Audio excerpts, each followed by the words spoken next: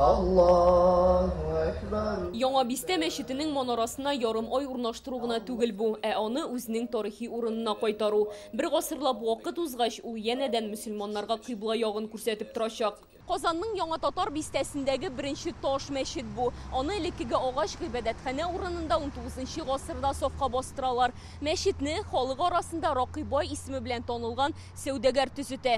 Әби патшаның Казанга сәфәре була, шушы сәфәр вакытында мөселманнар минем илемнең шул кул астында булган ниләрем, раиларым дип әйтүе була, шул дигә карап, диде мәчетләр салу, таш мәчетләр салуга рөхсәт бирелгәчтән, диде әлбәттә Мәрҗани мәчете салына, Апанай мәчете салына.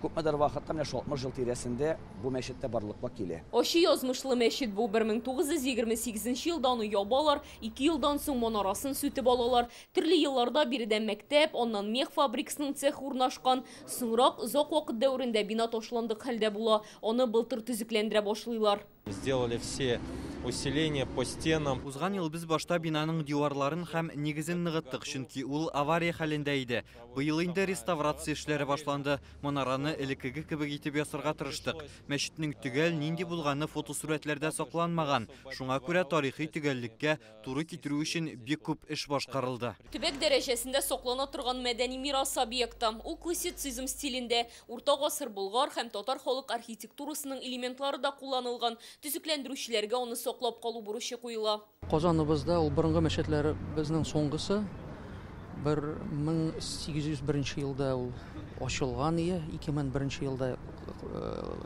кабат кайтарылды мусульманнарга. Хәзер ниһаять иншалла ул ачылып бара.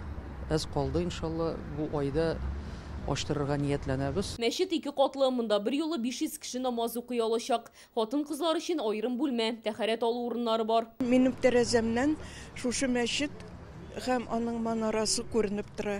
Алла бирсә, азан укыганда бөтен тәрәзәләремне ачып, азанны тыңлармын. Төзекләндерү эшләрен тулысынча иганәчеләр акчасына башкаралар. Мәчетнең манарасыннан беренче азан тавышы сентябрь ахырында яңгырар дип көтелә. Алия Сабирова, Наил Абдуллин, Яңа Гасыр каналы.